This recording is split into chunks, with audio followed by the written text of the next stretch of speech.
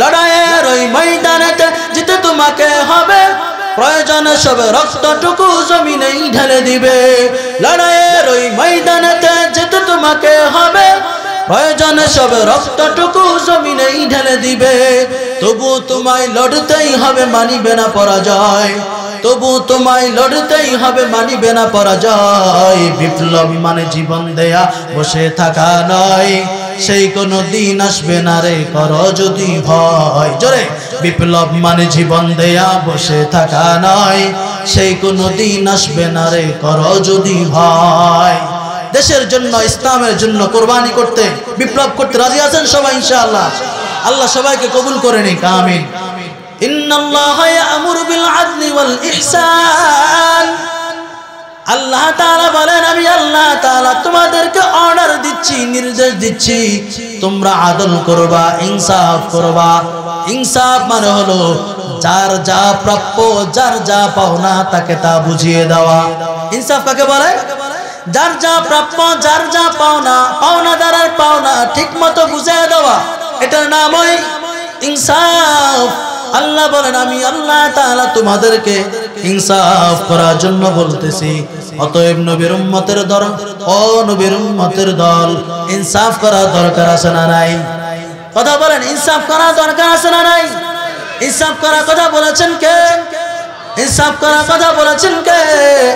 ইনসাফ করার কথা বলেছেন আমার আল্লাহ। অতএব আমাদেরকে ইনসাফ করতে হবে। যার যা প্রাপ্য, যার যা পাওনা তাকে তা বুঝিয়ে দিতে হবে।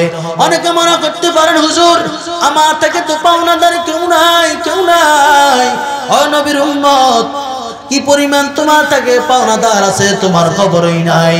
ও বান্দা, তুমি যদি কোন সন্তানের বাবা হয়ে থাকো, ও মা তুমি কোন যদি সন্তানের মা হয়ে থাকো, তাহলে তোমার সন্তানেরা তোমার থেকে পাওনাদার। তোমার সন্তানরা তোমার থেকে কি পাওনাদার? তোমার সন্তান যখন জমিনে আসবে, তার ডান কানে আযান দিবা, বাম কানে ইকামত দিবা। তোমার সন্তান যখন আরেকটু বড়, তোমার সন্তানের ডান কানে আযান দিবা, বাম কানে ইকামত দিবা। এরপর তুমি তোমার সন্তানের জন্য সুন্দর থেকে, ভালো থেকে ইসলামিক একটা নাম চুজ করবা, নাম রাখবা। এরপরে তোমার সন্তান যখন আরেকটু বড় হবে, তুমি তোমার সন্তানকে ইলমে দ্বীন শিক্ষা দিবা। এই দক্ষিণ জিরতুলি তালিমুল কোরআন মাদ্রাসায় যেরকম ভাবে কত মায়ের সন্তানরা কোরআন ও হাদিসের জ্ঞান অর্জন করে, দ্বীন অর্জন করে, তুমিও তোমার সন্তানকে দ্বীন অর্জন করার জন্য দিয়া দিতে হবে। কারণ এটা তোমার সন্তানের অধিকার, তোমার সন্তানের হক। তুমি যদি তোমার সন্তানের এই হকগুলো আদায় করো, তাহলে তুমি সন্তানের সাথে ইনসাফ করলা।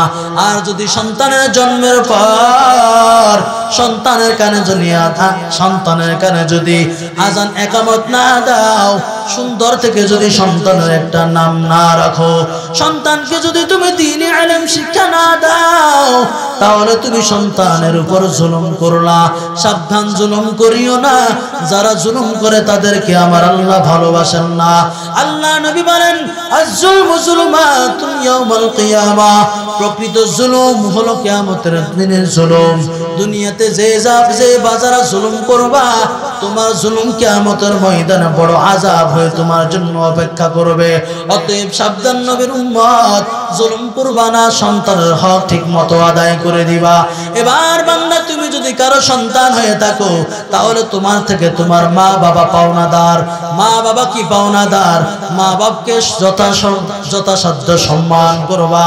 মা বাবা যদি বৃদ্ধ হয়ে যায়, মা বাবা যদি কাজকর্ম করতে যদি অক্ষম হয়ে যায়, মা বাবার ভরণ পোষণের ব্যবস্থা করবা। মা বাবা শরীয়ত সম্মত যতগুলো হুকুম দিবে, নির্দেশ দিবে, নির্দ্বিধায় মা বাবার কথাগুলো মেনে নিবা। যদি মেনে নাও, তাহলে তুমি তোমার মা বাবার অধিকার আদায় করলা, মা বাবার সাথে ইনসাফ করলা। কিন্তু যদি বড় হওয়ার পর, একটু বড় হওয়ার পর শরীরে শক্তি আছে, যৌবন আছে, পাওয়ার আছে, ক্ষমতা আছে, ক্ষমতার পরে যদি মা বাবার কথা না মানো, তাহলে তুমি মা বাবার সাথে বেইনসাফি করলা। বিয়ে করার পর বউয়ের মায়ায় পড়ে যদি মা বাবাকে ভুলে যাও, তাহলে তুমি মা বাবার উপর জুলুম করলা, মা বাবার সাথে বেইনসাফি করলা। সাবধান, মা বাবার সাথে বেইনসাফি করো না। যদি মা বাবার সাথে বেইনসাফি করো, ঈমান নিয়ে কবরে যাইতে পারবা না।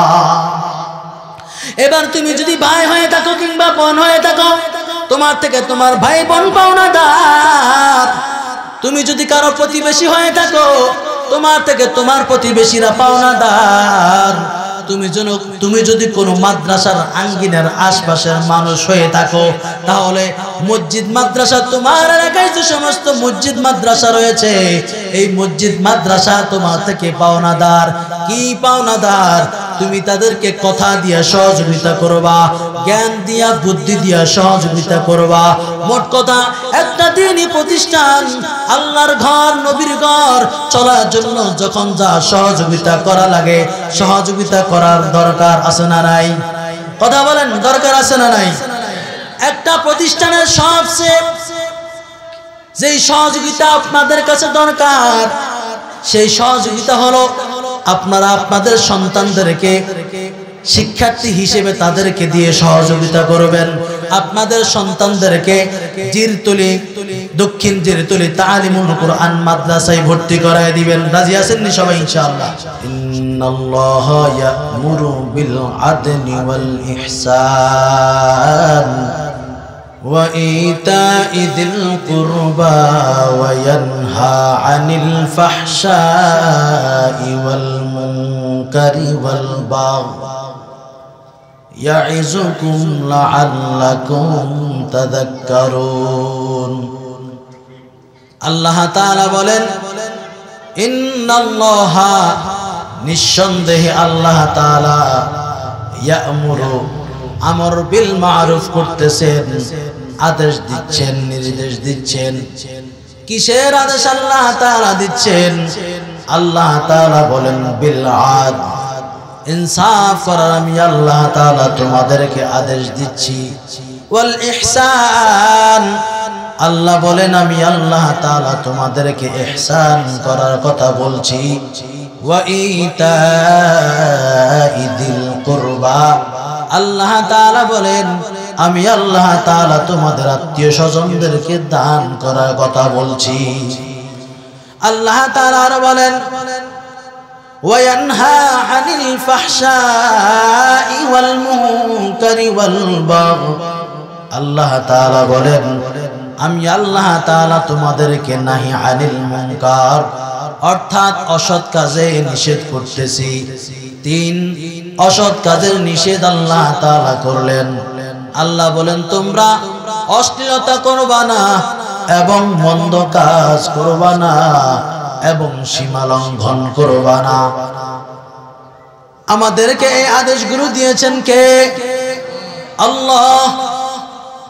আল্লাহ বলেন ইন্নাল্লাহা ইয়া'মুরু বিল আদলি ওয়াল ইহসান ওয়া ইতা'i যিল কুরবা ওয়া ইয়ানহা আনিল ফাহশাই ওয়াল মুনকারি ওয়াল বাগই। আল্লাহ তাআলা বলেন আমি আল্লাহ তাআলা তোমাদেরকে 3টা বিষয়ে আমর বিল মা'রুফ করতেছি, অর্থাৎ সৎ কাজের আদেশ দিচ্ছি, এবং আমি আল্লাহ তাআলা তোমাদেরকে 3টা অসৎ কাজে বাধা দিচ্ছি। 3টা সৎ কাজ হলো, 3টা সৎ কাজের 1 নাম্বার আল্লাহ বলেন তোমরা আদল করো, ইনসাফ করো। কি করো? ইনসাফ করো। আল্লাহ বলেন 2 নাম্বার ইহসান করো, দয়া করো। আল্লাহ বলেন 3 নাম্বার আত্মীয় স্বজনের সাথে সুসম্পর্ক বজায় রাখো, আত্মীয় স্বজনকে দান করো, আত্মীয় স্বজনের বিপদের সময় তাদেরকে সহযোগিতা করো। আল্লাহ বলেন আমি আল্লাহ তাআলা 3টা অন্যায় কাজে তোমাদেরকে বাধা দিচ্ছি, 3টা অন্যায় কাজ করা থেকে তোমাদেরকে বিরত থাকার কথা বলতেছি।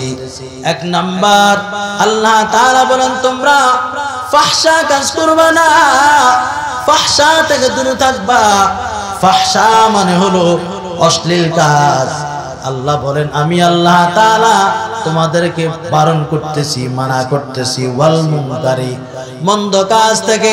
আল্লাহ বলেন ওয়াল বাগি, এবং আমি আল্লাহ তাআলা তোমাদেরকে নিষেধ করতেছি সীমা লঙ্ঘন থেকে। এই আয়াতের মধ্যে আল্লাহ তাআলা উম্মত মুহাম্মাদকে 3টা বিষয়ে আমর বিল মা'রুফ করেছেন। তিনটা সৎ কাজের আদেশ দিয়েছেন, আবার তিনটা অসৎ কাজে বাধা দিয়েছেন। বলেন তো আল্লাহ তাআলার এই বিধানগুলো মানার দরকার আছে না নাই?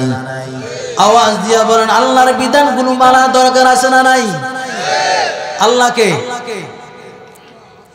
আল্লাহকে যার বিধান আমাদেরকে মানতে হবে। কেন মানতে হবে? আল্লাহ হলেন তিনি আসমান জমিন নবমণ্ডল ভূমণ্ডল পাহাড় পর্বত নদী নালা খাল বিল সব বানাইলেন যিনি, তিনি হলেন আল্লাহ। আল্লাহু খালিকু কুল্লি শাই ওয়া হুয়া আলা কুল্লি শাইইন ওয়াকিল। আল্লাহ বলেন আসমান জমিন এবং তার মাঝে যাহা কিছু আছে সব বানাইলেন যিনি, তিনি হলাম আমি আল্লাহ। তিনি কে? আল্লাহ। আসমান জমিন এবং তার মাঝে যাহা কিছু আছে সব কিছু যিনি বানাইছেন তিনি হলেন আল্লাহ। আসমান এবং জমিনের মাঝে সব কিছু যদি তিনি বানায় থাকেন তাহলে মানুষ কি আসমান জমিনের বাইরে নাকি? কথা বলে না। মানুষ তো আসমান জমিনের মাঝে। আমাদেরকে সৃষ্টি করেছেন কে? আওয়াজ দিয়া বলতে হবে আমাদেরকে সৃষ্টি করেছেন কে? আমাদেরকে যিনি সৃষ্টি করেছেন তিনি কেউ না, তিনি হলেন আমাদের আল্লাহ। আল্লাহ আল্লাহ क्या मुबारक नाम है, अल्लाह अल्लाह आशिकों का काम है। अल्लाह अल्लाह इसे शीरीन नाम शीर शक्कर में कुनद जानम तमाम। আল্লাহ হলেন তিনি সব বানাইলেন যিনি। আল্লাহ আমাদেরকে বানিয়েছেন, আমাদের যত নেয়ামত যিনি বানাইছেন তিনি হলেন আল্লাহ। আল্লাহ হলেন আমাদের খালিক, আল্লাহ হলেন আমাদের মালিক, আল্লাহ হলেন আমাদের রব, আল্লাহ হলেন আমাদের মুনিব। আমরা হলাম সেই মুনিবের গোলাম, আমরা হলাম সে আল্লাহর গোলাম। মুনিবের কাজ হলো অর্ডার দেওয়া, আর গোলামের কাজ হলো তা অনুযায়ী সাপ্লাই দেওয়া। কি বলেন? মুনিবের কাজ হলো অর্ডার দেওয়া, তিনি বসে বসে অর্ডার দিবেন। গোলামের কাজ হলো সেই অর্ডার অনুযায়ী কাজ করা। কথা ঠিক না? আমরা আল্লাহর গোলাম, তাহলে আমরা যদি আল্লাহর গোলাম হয়ে থাকি আল্লাহর বন্দেগীর দরকার আছে না নাই? আল্লাহর বন্দি কি? আল্লাহ যত হুকুম হাকাম আছে, আল্লাহর যত বিধিবিধান আছে, রসুলের তরিকায় পালন করার নাম হলো বন্দেগী। গোলামরা আমরা গোলাম, গোলামরা যদি আল্লাহর বিধান পালন করতে পারি, আল্লাহ যদি বন্দেগী পালন করতে পারে, জীবনটা সুন্দর হয়ে যাবে। আর যদি আল্লাহর গোলামি না করি, শয়তানের দোকায় পড়ে যদি আল্লাহর নাফরমানি করি, তাহলে আমাদের দুনিয়াও শেষ, পরকালও বরবাদ হয়ে যাবে। জিন্দেগি মে বন্দেগি তু করনা হে, जिंदगी में बंदगी तू करना है, जिंदगी बे बंदगी शर्मिंदा है, जिंदगी बे बंदगी शर्मिंदा है, जिंदगी में बंदगी तू करना है, जिंदगी में बंदगी तू करना है, जिंदगी में बंदगी शर्मिंदा है, जिंदगी में बंदगी शर्मिंदा है। आया तो हम कुछ न कुछ खरीदने को, आया तो हम कुछ न कुछ खरीदने को, जैसे हो रोशन मेरे कल्ब हो वरना कोई चाहा जहां में नहीं वरना कोई चाहा जहां में नहीं जिंदगी में बंदगी तू करना है जिंदगी बे बंदगी शर्मिंदा है जिंदगी बे बंदगी शर्मिंदा है ओ नबीर उम्मतेर दाल আল্লাহ তাআলা মানুষ বানাইছেন তার গোলামি করার জন্য ওয়ামা খালাকাতুল জিন্না ওয়াল ইনসা ইল্লা লিয়াবুদুন আল্লাহ বলেন ও গোলাম আমি আল্লাহ তোমাদেরকে বানাইছি আমি আল্লাহর গোলামি করার জন্য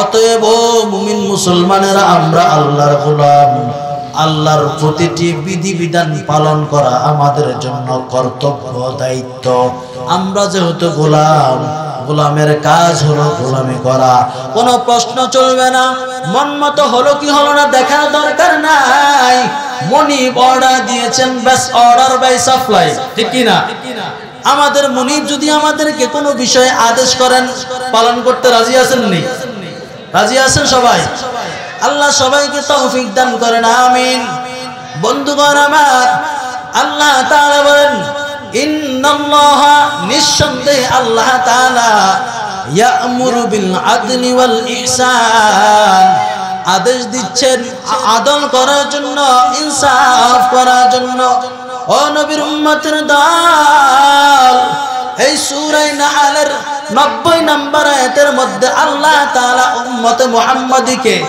আমর বিল মারুফ করেছেন নাহি আনিল মুনকার করেছেন অর্থাৎ সৎ কাজের আদেশ দিয়েছেন অসৎ কাজে বাধা দিয়েছেন সৎ কাজে আদেশ দেওয়া অসৎ কাজে বাধা দেওয়া এটা বড় দামি কাজ আল্লাহ তাআলা পয়গম্বরে আদম আলাইহিস সালাতু ওয়াস সালাম থেকে শুরু করে পয়গম্বর আরবি মুহাম্মদুর রাসূলুল্লাহ সাল্লাল্লাহু আলাইহি ওয়াসাল্লাম পর্যন্ত প্রায় 16 লক্ষ নবী পাঠাইছেন কতজন 16 লক্ষ জন নবী পাঠাইছেন টার্গেট কি টার্গেট হলো তারা আমর বিল মারুফ করবে নাহি আনিল মুনকার করবে সৎ কাজের আদেশ দিবে অসৎ কাজে বাধা দিবে এটা বড় দামি কাজ এটা নবীওয়ালা কাজ সৎ কাজে আদেশ দেওয়া অসৎ কাজে বাধা দেওয়া এটা নবীওয়ালা কাজ ও নবীর উম্মতের দল এই আমর বিল মারুফ নাহি আনিল মুনকার কত বড় দামি কাজ কত বড় দামি কাজ এই দামি কাজ যদি না থাকে আমর বিল মারুফ নাহি আনিল মুনকার যদি না থাকে জমিনটা ধ্বংস হয়ে যাবে কারণ আল্লাহ তাআলা যেই মানুষের কারণে জমিন টিকায় রাখছে আমর বিল মারুফ নাহি আনিল মুনকার যদি না থাকে দুনিয়ার মানুষেরা বড় খারাপ হয়ে যাবে যেরকম ভাবে খারাপ হয়ে গেছে আইয়ামে জাহিলিয়াতের সময়ের মানুষ জাহিলি যুগের মানুষেরা যেরকম ভাবে পথভ্রষ্ট হয়ে গেছে যেরকম ভাবে তারা নষ্ট হয়ে গেছে ঠিক একই রকম ভাবে আমর বিল মারুফ যদি না থাকে নাহি আনিল মুনকার যদি না থাকে তাহলে দুনিয়ার মানুষরা নষ্ট হয়ে যাবে পথভ্রষ্ট হয়ে যাবে তারা আল্লাহকে ভুলে যাবে দুনিয়াতে খুন খারাপি জুলুমের সংখ্যা বাড়ায় দিবে আল্লাহ তাআলা নারাজ হইয়া দুনিয়াকে ধ্বংস করে দিবে এজন্য আমর বিল মারুফ নাহি আনিল মুনকার বড় দামি কাজ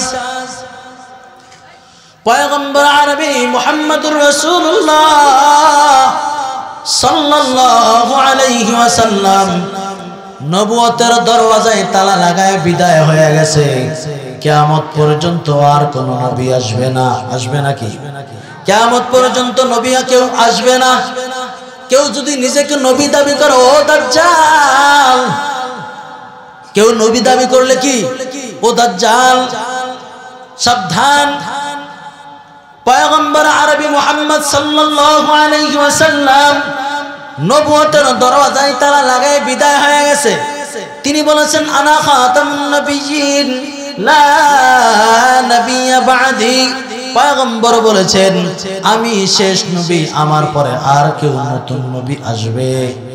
কথা বলেন, নতুন নবী আসবে না। অতএব কিয়ামত পর্যন্ত কেউ যদি নিজেকে নবী দাবি করে, ও মূলত নবী নয়, টাটকা একটা দাজ্জাল। কথা বলেন ঠিক কিনা? গোলাম আহমদ কাদিয়ানী নিজেকে নবী দাবি করেছে, নবী না ও দাজ্জাল? কথা বলেন। গোলাম আহমদ কাদিয়ানী নিজেকে নবী দাবি করেছে, ও নবী না টাটকা একটা দাজ্জাল? কিয়ামত পর্যন্ত মনে রাখবেন, কিয়ামত পর্যন্ত যতগুলো মানুষ নিজেকে নবী দাবি করবে, এরা কেউ নবী নয়, বরং এক একটা দাজ্জাল। চিল্লায়া বলেন ঠিক কিনা? নবীজি বিদায় হয়ে গেছেন। তো আমর বিল মারুফ নাহি আনিল মুনকার, সৎ কাজের আদেশ, অসৎ কাজে নিষেধ, এটা করতেন কে? নবীরা। কারা করতেন? নবীরা করতেন। পয়গম্বর ঈসা আলাইহিস সালাতু ওয়াস সালাম জমিন থেকে চলে যাওয়ার পর মুহাম্মদ সাল্লাল্লাহু আলাইহি ওয়াসাল্লাম যা আসছেন, মাঝখানে প্রায় 550 বছরের মতো নবী ছিল না, মুরব্বী ছিল না, সৎ কাজের আদেশ অসৎ কাজে নিষেধ করার মতো লোক ছিল না। না থাকার কারণে, সৎ কাজে আদেশ দেনেওয়ালা অসৎ কাজে বাধা দেনেওয়ালা লোক না থাকার কারণে মানুষগুলো এত খারাপ হয়ে গেছে যে তাদেরকে জাহিল যুগের মানুষ বলা হয়। এমন একটা যুগে, ওই যুগটা এমন একটা খারাপ যুগে পরিণত হয়েছিল, যে যুগের মতো খারাপ যুগ আর হয়তো কিয়ামতের আগ পর্যন্ত আসবে না। নাউজুবিল্লাহি মিন যালিক। এরা এত খারাপের খারাপ ছিল, উলঙ্গ হয়ে বাইতুল্লাহ জিয়ারত করত। চিন্তা করেন তো কি পরিমাণ খারাপ। বাইতুল্লাহর মধ্যে, আল্লাহর ঘরের মধ্যে তারা মূর্তি ঢুকায় রাখতো। নিজেদের কোনো মেয়ে সন্তান জন্ম নিলে ওই মেয়ে সন্তানকে জিন্দা দাফন করে ফেলতো। নাউজুবিল্লাহ। কি পরিমাণ তারা অজ্ঞ আর মূর্খ ছিল, কি পরিমাণ তারা জাহেলে মুরাক্কাব ছিল। কেন এই অবস্থা হলো? বলে সৎ কাজের আদেশ অসৎ কাজে বাধা দেওয়ার মতো লোক ছিল না। কি বলেন? তো নবী আলাইহিস সালাতু ওয়াস সালাম প্রায় 550 বছর পর আসলেন, তিনিও তো বিদায় হয়ে গেলেন। এখন এই সৎ কাজের আদেশ দিবে কে, অসৎ কাজে বাধা দিবে কে? আল্লাহ তাআলা কোরআন হাকিমের মাধ্যমে উম্মতে মুহাম্মাদীকে সেই দায়িত্ব দিয়ে দিলেন। আল্লাহ তাআলা বলেন, ও উম্মতে মুহাম্মাদীর দল, আমি আল্লাহ তাআলা দুইটা শর্তে তোমাদেরকে জাতির শ্রেষ্ঠ জাতি বানিয়ে দিলাম, উম্মতের মধ্যে সেরা উম্মত বানিয়ে দিলাম। দুইটা শর্তে। এক নম্বরে তা'মুরুনা বিল মা'রুফ, তোমরা মানুষদেরকে সৎ কাজের আদেশ দিবা, নামাজের কথা বলবা, রোজার কথা বলবা, দান সদকা করার কথা বলবা। যত ধরনের ভালো কাজ আছে সব ভালো কাজে তোমরা একে অন্যকে উৎসাহ দিবা। আল্লাহ বলেন ওয়া তানহাউনা আনিল মুনকার, আল্লাহ বলেন তোমাদের 2 নম্বর দায়িত্ব, তোমরা অসৎ কাজে বাধা দিবা। অসৎ কাজে বাধা দিবা, অসৎ কাজে নিষেধ করবা। দুইটা শর্ত দিয়েছেন, আমর বিল মারুফ নাহি আনিল মুনকার, সৎ কাজের আদেশ অসৎ কাজে নিষেধ। উম্মতে মুহাম্মাদী যদি এই দায়িত্ব পালন করে, আল্লাহ বলেন আমি আল্লাহ তাআলা তোমাদেরকে শ্রেষ্ঠ জাতি হিসেবে ঘোষণা করে দিলাম। আল্লাহ তাআলা ভিন্ন একটা আয়াতের মধ্যে বলেন, তোমাদের মধ্যে এমন একটা গ্রুপ থাকা দরকার যারা মানুষদেরকে সৎ কাজের আদেশ দিবে, অসৎ কাজে নিষেধ করবে। কারণ সৎ কাজের আদেশ যদি না থাকে, অসৎ কাজে বাধা যদি না থাকে, দুনিয়ার মানুষ খারাপি করতেই থাকবে, করতেই থাকবে, করতেই থাকবে। জমিনের মধ্যে জুলুম ফাসাদ বেড়ে যাবে, বেড়ে যাবে, বেড়ে যাবে। দুনিয়ার মধ্যে জুলুম ফাসাদ যত বেশি বাড়তে থাকবে, আল্লাহ তাআলার আযাব ও গজব তত বেশি আসতে থাকবে। এজন্য আল্লাহ তাআলা বলেন, দরকার যদি তোমরা সুখে থাকতে চাও, ভালো থাকতে চাও, তাহলে তোমাদের মধ্যে হতে কিছু গ্রুপ, কিছু লোক এমন থাকা উচিত যারা মানুষদেরকে সৎ কাজের আদেশ দিবে, অসৎ কাজে নিষেধ করবে। ও নবীর উম্মতের দল, সৎ কাজে আদেশ করা, অসৎ কাজে নিষেধ করা বড় দামি একটা কাজ। এজন্য সাবধান, কোন শয়তানের ধোঁকায় পড়ে কিংবা দুনিয়াবি কোন লোভের কারণে দুনিয়াবি কোন স্বার্থের কারণে আমরা যেন সৎ কাজের আদেশ করা বন্ধ করে না দেই, অসৎ কাজে বাধা দেওয়া যেন বন্ধ করে না দেই। যদি দুনিয়াবি কোন স্বার্থে কিংবা অলসতা করে সৎ কাজের আদেশ দেওয়া বন্ধ করে দেন, অসৎ কাজে বাধা দেওয়া যদি বন্ধ করে দেন, আল্লাহ নবী সাল্লাল্লাহু আলাইহি ওয়াসাল্লাম বলেন, সাবধান উম্মতেরা, আসমান থেকে গজব আসবে। কি আসবে? সৎ কাজে আদেশ না দিলে, অসৎ কাজে বাধা না দিলে, অসৎ কাজে বাধা না দিলে গজব আসবে। নবী আমার বলেন, মা মির রাজুলিন ইয়াকুনু ফি কওমিন, যদি কোন কওমের মধ্যে কোন একটা লোক জুলুম করে, অন্যায় করে, ইয়াকদিরুনা আলাইহি আন ইউগাইরু, এলাকার মানুষ, জনপদের মানুষ, দেশের মানুষ, সমাজের মানুষ চাইলে ওই মানুষটাকে ওই অন্যায় থেকে দূরে রাখতে পারে, অন্যায়কারীদেরকে অন্যায় থেকে দূরে রাখতে পারে। কিন্তু যদি তারা অলসতা করে, অবহেলা করে, মানুষদেরকে অন্যায় অবিচার থেকে দূরে না রাখে, আল্লাহ নবী সাল্লাল্লাহু আলাইহি ওয়াসাল্লাম বলেন, ওই সমস্ত মানুষদের মৃত্যু আসার আগে আগে আল্লাহর গজব তাদেরকে ধরবে। এই যে বর্তমান সমাজে আমর বিল মারুফ নাই, নাহি আনিল মুনকার নাই, সৎ কাজের আদেশ নাই, অসৎ কাজে নিষেধ নাই, যে কারণে দেখা যায় আসমানি গজবের অভাব নাই। আপনি গজব মানে শুধুমাত্র আসমান থেকে পাথরের বৃষ্টি পড়বে, আসমান থেকে পাথর পড়বে, এরপরে আগুনের লোয়া পড়বে, দাবানলে এলাকার পর এলাকা জ্বলে যাবে, এগুলোকে শুধু গজব মনে করবেন না। বর্তমানে 10 টাকা 20 টাকার আলু 70-80 টাকা দিয়ে খান, এটাও কম গজব না, ঠিক কি না? আলু হওয়ার কথা 10-20 টাকা, কিন্তু কি গজবের কথা, আলুর দাম 70 টাকা। হাইরে, মনে করলাম মনে হয় আমাদের একটু কপাল পরিবর্তন হবে।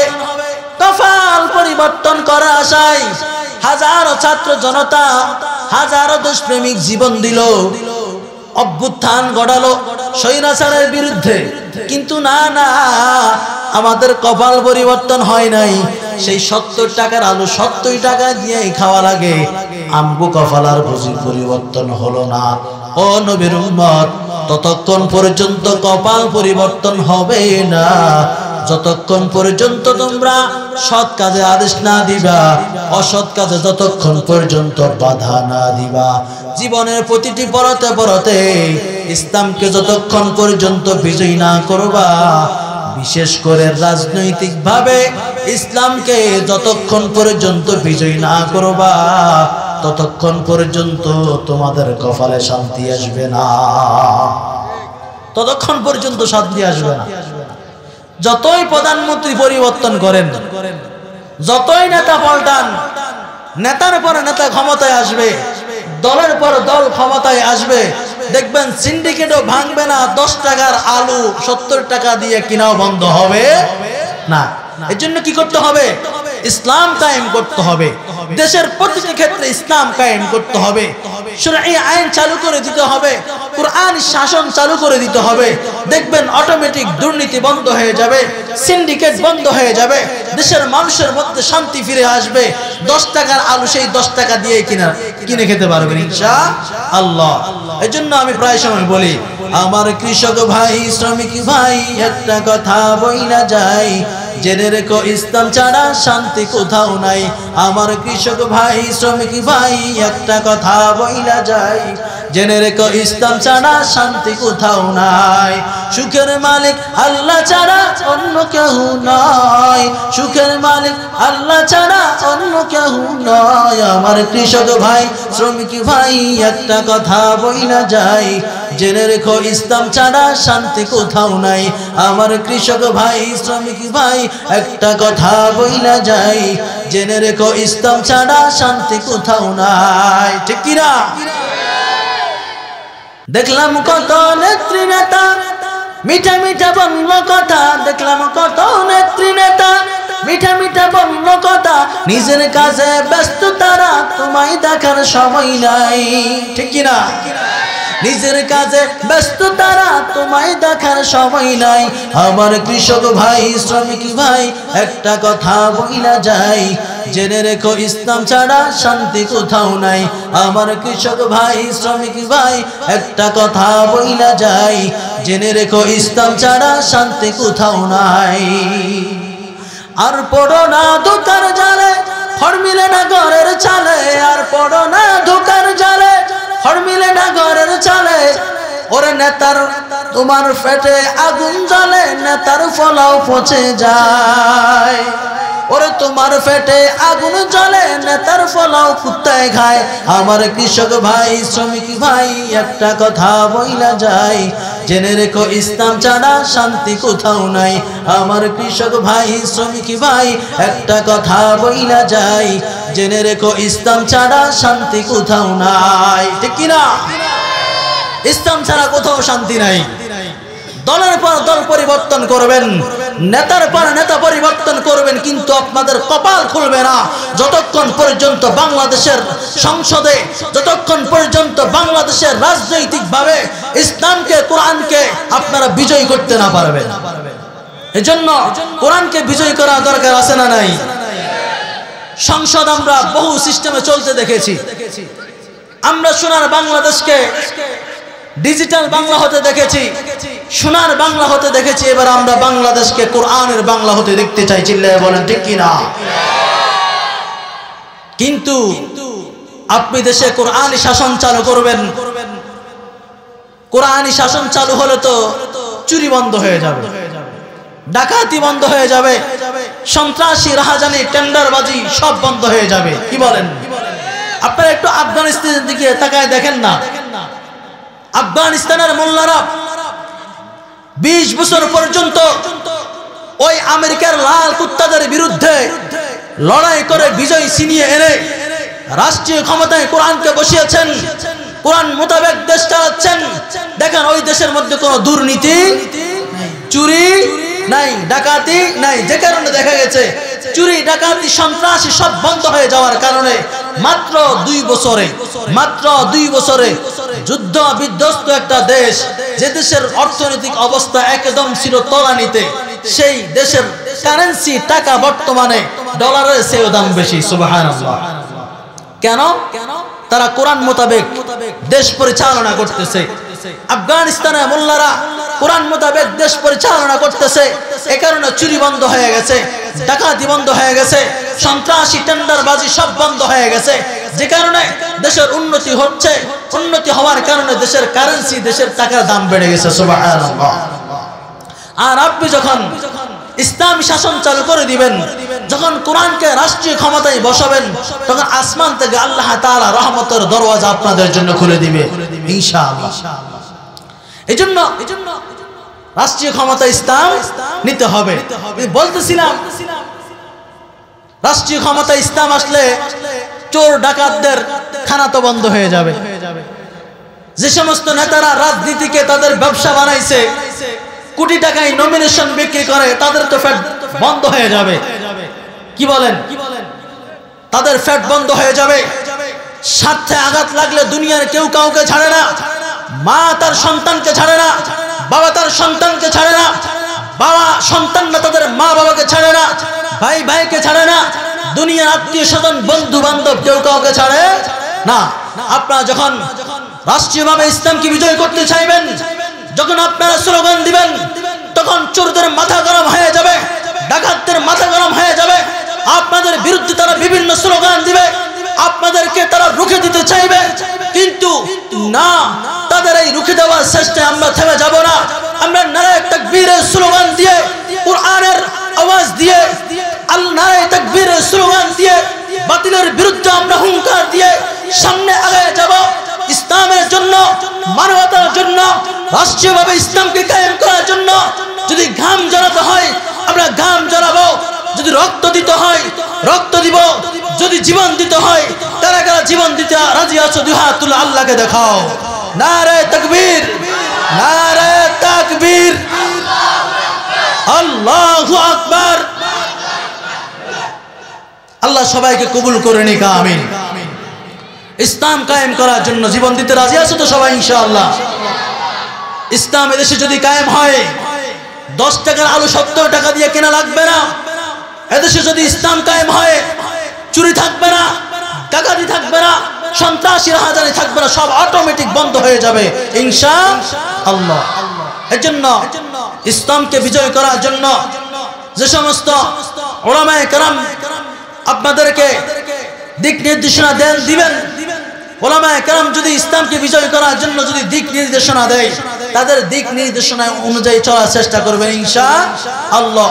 দুনিয়ার জন্য বহু কিছু করেছেন, আহারে সেই ফজরের পর থেকে সন্ধ্যা পর্যন্ত দুনিয়ার জন্যই তো করেন, কি বলেন? দুনিয়ার জন্যই সব কিছু করেন, তবুও দেখা গেছে শান্তি নাই, তবুও শান্তি নাই। সেই ফজরের পর থেকে সন্ধ্যা পর্যন্ত ইনকাম করি, কত কিছু করি একটু ভালো থাকার জন্য, একটু শান্তি থাকার জন্য, কিন্তু আমাদের শান্তি কেড়ে নিচ্ছে ওই স্বৈরাচারেরা, ঠিক কি না? স্বৈরাচাররা আমাদের শান্তি কেড়ে নিচ্ছে। অতএব এই স্বৈরাচারদেরকে যদি তাড়াতে হয়, এই স্বৈরাচারদেরকে যদি দমাতে হয়, তাহলে রাষ্ট্রীয় ক্ষমতা ইসলাম নিতে হবে। রাজি আছেন সবাই ইনশাআল্লাহ? আল্লাহ সবাইকে তৌফিক দান করেন, আমিন। বিপ্লব করতে হবে, সংগ্রাম করতে হবে, বাতিলের বিরুদ্ধে স্লোগান দিতে হবে, তবেই আমরা সফল হব ইনশাআল্লাহ। এই 24-এর যদি গণ অভ্যুত্থান যদি না হতো, এদেশের জনগণ যদি রক্ত না দিত, স্বৈরাচারকে দমানো যাইতো? স্বৈরাচারের পতন সম্ভব ছিল না। রক্ত দিয়েছেন, ব্যাস আমাদের বিজয় এসেছে। মনে রাখতে হবে, বিজয় আনা চেয়ে বিজয় ধরে রাখা বড় কঠিন। আলহামদুলিল্লাহ আমাদের বিজয় এসেছে। সাবধান থাকতে হবে, সতর্ক থাকতে হবে, কোন বেঈমান, কোন প্রতিচয় স্বৈরাচারের দোসর যেন আবার আমাদের বাংলাদেশকে স্বৈরাচারের যেন কারখানা বানাতে না পারে। এই জন্য আমাদের কি করতে হবে? সতর্ক থাকতে হবে, বিপ্লব করতে হবে, সংগ্রাম করতে হবে। বিপ্লব মানে জীবন দেয়া বসে থাকা নয়, সেই কোনো দিন আসবে না রে করো যদি ভয়। বিপ্লব মানে জীবন দেয়া বসে থাকা নয়, সেই কোনো দিন আসবে না রে করো যদি ভয়, ঠিক কিনা? আসবে বিজয় রক্ত আর জীবনের বিনিময়, আসবে বিজয় রক্ত আর জীবনের বিনিময়। বিপ্লব মানে জীবন দেয়া বসে থাকা নয়, সেই কোনো দিন আসবে না রে করো যদি ভয়। বিপ্লব মানে জীবন দেয়া বসে থাকা নয়, সেই কোনো দিন আসবে না রে করো যদি ভয়, ঠিক কিনা? লড়াইয়ের ওই ময়দানেতে যেতে তোমাকে হবে, প্রয়োজনে সব রক্তটুকু জমিনেই ঢেলে দিবে, ঠিক কিনা? লড়াইয়ের ওই ময়দানেতে যেতে তোমাকে হবে, প্রয়োজনে সব রক্তটুকু জমিনেই ঢেলে দিবে। তবুও তোমায় লড়তেই হবে, মানিবে না পরাজয়, তবুও তোমায় লড়তেই হবে, মানিবে না পরাজয়। বিপ্লব মানে জীবন দেয়া বসে থাকা নয়, সেই কোনো দিন আসবে না রে করো যদি ভয়। বিপ্লব মানে জীবন দেয়া বসে থাকা নয়, সেই কোনো দিন আসবে না রে করো যদি ভয়। আসবে বিজয় রক্ত আর জীবনের বিনিময়, আসবে বিজয় রক্ত আর জীবনের বিনিময়। বিপ্লব মানে জীবন দেয়া বসে থাকা নয়, সেই কোনো দিন আসবে না রে করো যদি ভয়, ঠিক কিনা? কোথা থেকে কোন বিন্দেশি শকুন আমার দেশে এসে সেবার নামে বসলো জুড়ে মির্জাফরের বেশে, ঠিক কিনা? ভারতীয় দালাল র এবং ইসকনের সন্ত্রাসীরা বিভিন্নভাবে দেশে ঢুকতেছে, ব্যবসার নামে, বাণিজ্যের নামে, সেবার নামে তারা দেশে ঢুকে আমাদের দেশ দখলের পায়তারা করতেছে। চিল্লায় বলো ঠিক কিনা? কোথা থেকে কোন ভিনদেশি শকুন আমার দেশে এসে সেবার নামে বসলো জুড়ে মির্জাফরের বেশে। ওদের করতে নাস্তা নাবুদ হতে হবে নির্ভয়, ওদের করতে নাস্তা নাবুদ হতে হবে নির্ভয়। বিপ্লব মানে জীবন দেয়া বসে থাকা নয়, সেই কোনো দিন আসবে না রে করো যদি ভয়। বিপ্লব মানে জীবন দেয়া বসে থাকা নয়, সেই কোনো দিন আসবে না রে করো যদি ভয়। আসবে বিজয় রক্ত আর জীবনের বিনিময়, আসবে বিজয় রক্ত আর জীবনের বিনিময়। বিপ্লব মানে জীবন দেয়া বসে থাকা নয়, সেই কোনো দিন আসবে না রে করো যদি ভয়। লড়াইয়ের ওই ময়দানেতে জিতে তোমাকে হবে, প্রয়োজনে সব রক্তটুকু জমিনেই ঢেলে দিবে। লড়াইয়ের ওই ময়দানেতে জিতে তোমাকে হবে, প্রয়োজনে সব রক্তটুকু জমিনেই ঢেলে দিবে। তবু তোমায় লড়তেই হবে, মানিবে না পরাজয়। তবু তোমায় লড়তেই হবে, মানিবে না পরাজয়। বিপ্লব মানে জীবন দেয়া, বসে থাকা নয়। সেই কোনো দিন আসবে না রে, করো যদি ভয়। জোরে, বিপ্লব মানে জীবন দেয়া, বসে থাকা নয়। সেই কোনো দিন আসবে না রে, করো যদি ভয়। দেশের জন্য, ইসলামের জন্য কোরবানি করতে, বিপ্লব করতে রাজি আছেন সবাই ইনশাআল্লাহ? আল্লাহ সবাইকে কবুল করে নিক, আমিন। ইন্নাল্লাহা ইয়া'মুরু বিল আদলি ওয়াল ইহসান। আল্লাহ তাআলা বলেন, আমি আল্লাহ তাআলা তোমাদেরকে অর্ডার দিচ্ছি, নির্দেশ দিচ্ছি, তোমরা আদল করবা, ইনসাফ করবা। ইনসাফ মানে হলো যার যা প্রাপ্য, যার যা পাওনা তাকে তা বুঝিয়ে দেওয়া। ইনসাফ কাকে বলে? যার যা প্রাপ্য, যার যা পাওনা, পাওনাদারের পাওনা ঠিক মতো বুঝিয়ে দেওয়া, এটার নামই ইনসাফ। আল্লাহ বলেন, আমি আল্লাহ তাআলা তোমাদেরকে ইনসাফ করার জন্য বলতেছি। অতএব নবীর উম্মতের দল, ও নবীর উম্মতের দল, ইনসাফ করা দরকার আছে না নাই? কথা বলেন, ইনসাফ করা দরকার আছে না নাই? ইনসাফ করার কথা বলেছেন কে? ইনসাফ করার কথা বলেছেন কে? ইনসাফ করার কথা বলেছেন আমার আল্লাহ। অতএব আমাদেরকে ইনসাফ করতে হবে। যার যা প্রাপ্য, যার যা পাওনা তাকে তা বুঝিয়ে দিতে হবে। অনেকে মনে করতে পারেন, হুজুর আমার থেকে তো পাওনাদার কেউ নাই, কেউ নাই। ও নবীর উম্মত, কি পরিমাণ তোমার থেকে পাওনাদার আছে তোমার খবরই নাই। ও বান্দা, তুমি যদি কোন সন্তানের বাবা হয়ে থাকো, ও মা তুমি কোন যদি সন্তানের মা হয়ে থাকো, তাহলে তোমার সন্তানেরা তোমার থেকে পাওনাদার।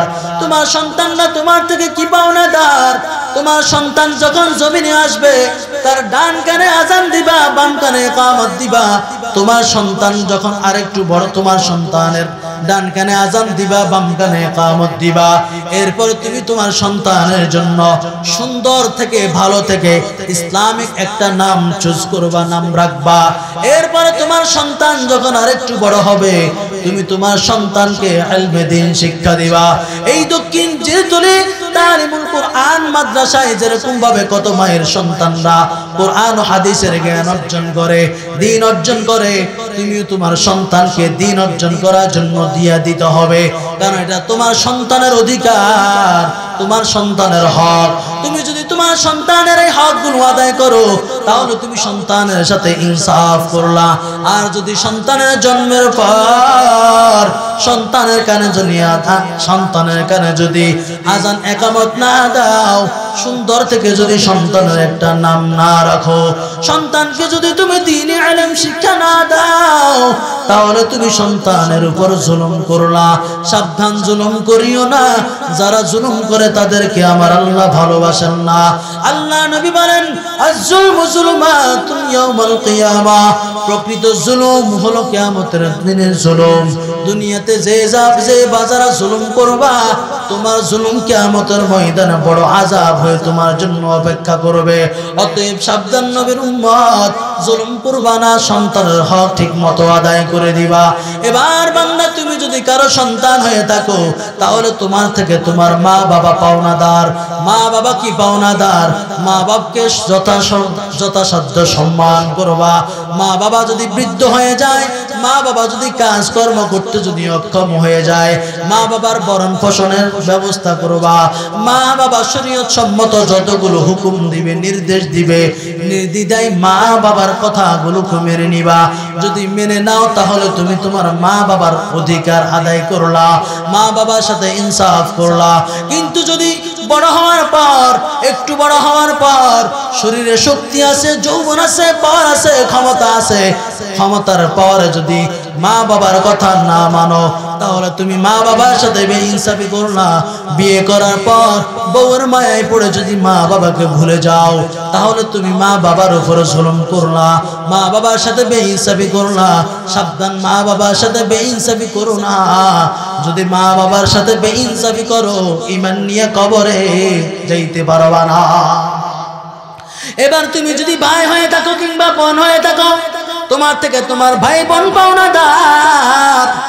তুমি যদি কারো প্রতিবেশী হয়ে থাকো, তোমার থেকে তোমার প্রতিবেশীরা পাওনাদার। তুমি যদি কোনো মাদ্রাসার আঙ্গিনার আশপাশের মানুষ হয়ে থাকো, তাহলে মসজিদ মাদ্রাসা, তোমার এলাকায় যে সমস্ত মসজিদ মাদ্রাসা রয়েছে, এই মসজিদ মাদ্রাসা তোমার থেকে পাওনাদার। কি পাওনাদার?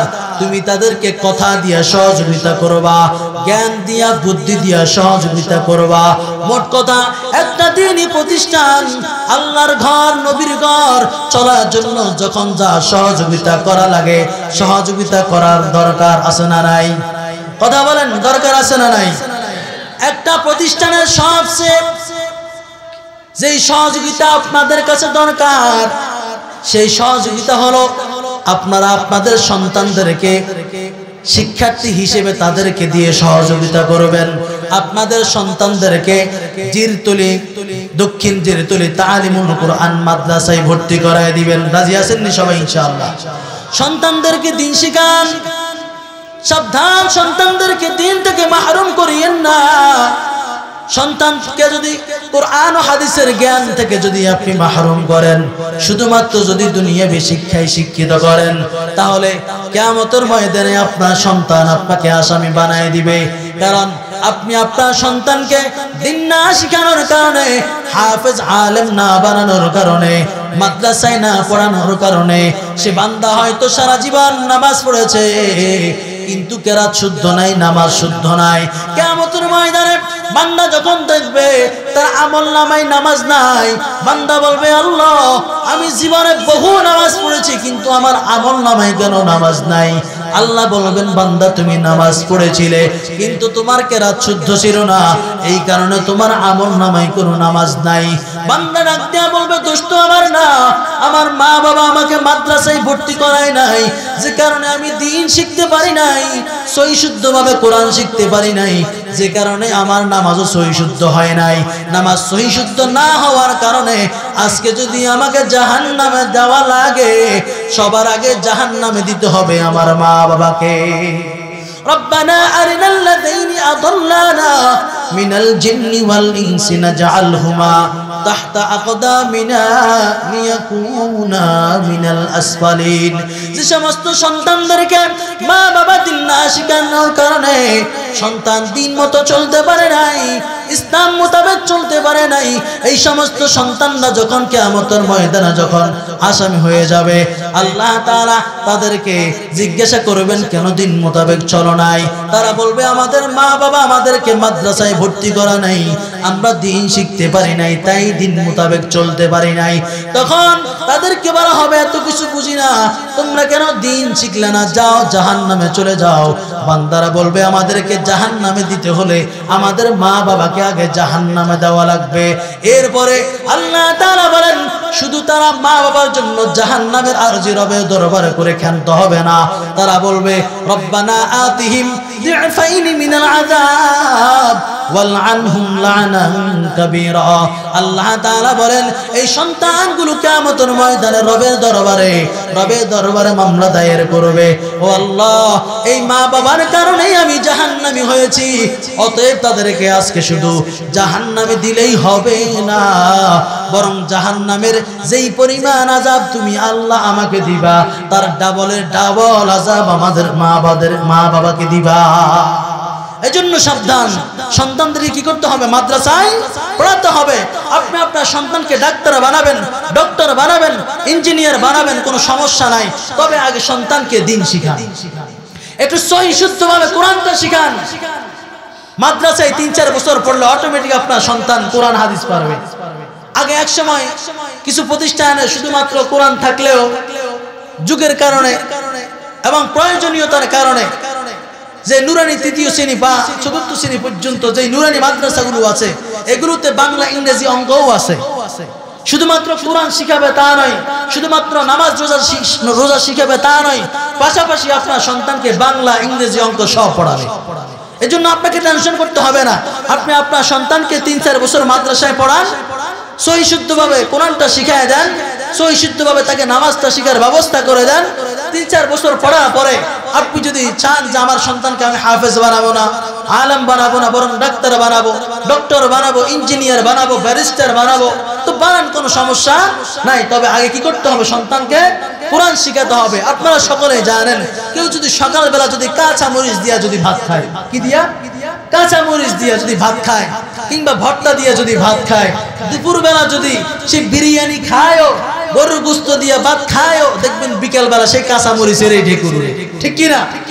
আপনি আপনার সন্তানকে ছোটবেলায় যখন কোরআন শিক্ষা করায় দিবেন, যখন জিরতলি মাদ্রাসায় ভর্তি করায় যখন আপনার সন্তানকে কোরআন শিখায় দিবেন, আপনার সন্তান যখন কোরআন শিখবে, আপনার সন্তান এই কোরআনের শিক্ষা নেওয়ার পর যখন ডাক্তার হবে, ডক্টর হবে, ইঞ্জিনিয়ার হবে, ব্যারিস্টার হবে, তখন সে 2 নম্বরই করবে না, চাঁদাবাজি করবে না, কলমের খোসায় মানুষের 12টা বাজাবে।